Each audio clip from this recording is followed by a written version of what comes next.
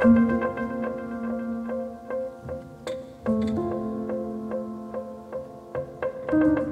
Red Boy is a very popular image. It was put onto toffee tins and tins of licorice, tea trays and so on.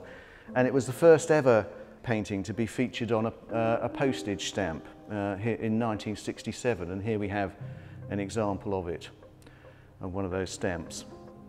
I'll let you take one home. Thank you. The painting arrived for cleaning in the department around about mid-July, and the process will probably take quite a few months, but it's hoped that the painting will be ready for display around Christmas or shortly after in the new year.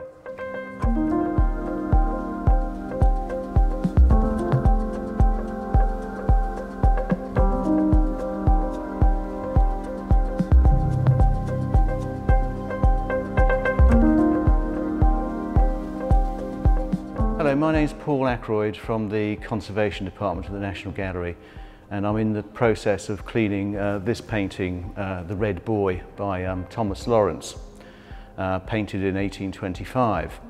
So the original title of this painting wasn't Red Boy, it was Master Lambton, and this is Charles William Lambton, painted when he was about age 7. Unfortunately, he died age 13, about 7 years later in 1831. His father commissioned the painting. He was John Lambton, who was a Liberal MP and then became the High Commissioner of Canada, and later in 1833 became the Earl of Durham. And the painting has been in the Earls of Durham's family since then up until now. The painting consequently has not had much in the way of restoration. It's in very good condition, but it has been lined. There is a small tear just above the head here, which probably necessitated the lining at that time. Cleaning has started in these areas here, and some tests done in here and in the sky, and at this the right edge in the rocks. The cleaning has been very dependent on the input from the scientific department because it's a very difficult painting to clean. It appears that Lawrence used either a varnish or a lot of medium in his final layers of paint in some areas, not all areas, but some areas, particularly the red and some of these details of the trees at the edge, at the top, and in these tree branches here, which makes them very soluble to the solvents that we're using to clean it. So in the areas that are difficult to clean, particularly the red here, I'm only able to thin the varnish rather than remove it in total. The cleaning should make the painting more legible. The spatial arrangement of the sitter sitting within these rocks and this rather leaden sky disappearing more into the background, and we should be able to see more of this water in this corner here.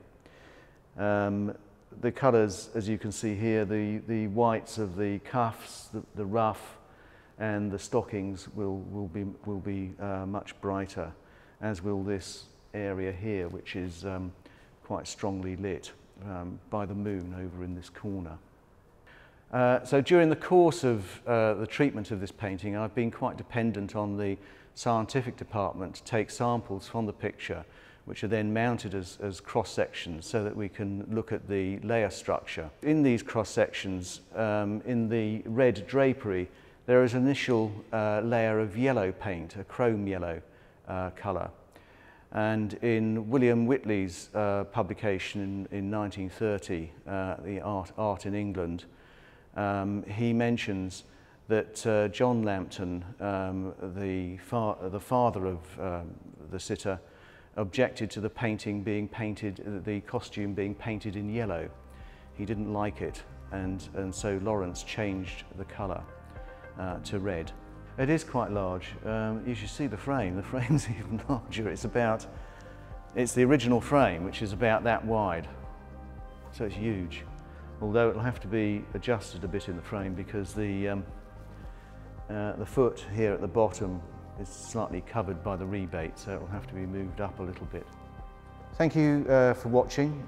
If you want to learn more about the collection, please press here and here. And I hope to see you again sometime soon.